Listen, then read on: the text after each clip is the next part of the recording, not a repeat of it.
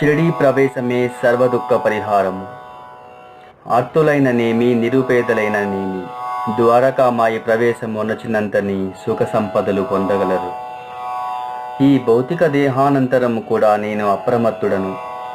నా భక్తులకు రక్షణ నా సమాధి నుండియే వెలువడును. సమాధి నుండే నేను సర్వకార్యములను నిర్వహింతును. సమాధి నుండే నా మానుష శరీరము మాటలాడును. నన్ను ఆశ్రయించిన వారిని, శరణుజొచ్చిన వారిని నిరంతరం రక్షించడమే నా కర్తవ్యము. నా యందు ఎవరి దృష్టి కలదో వారి యందు నా కటాక్షము ఉండును. మీ భారమును నాపై పడవేయుడు, నేను మోసెదను.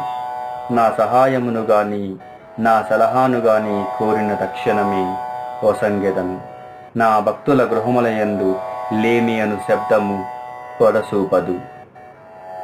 సద్గురు సాయినాథార్పణమస్తు. శుభం భవతు.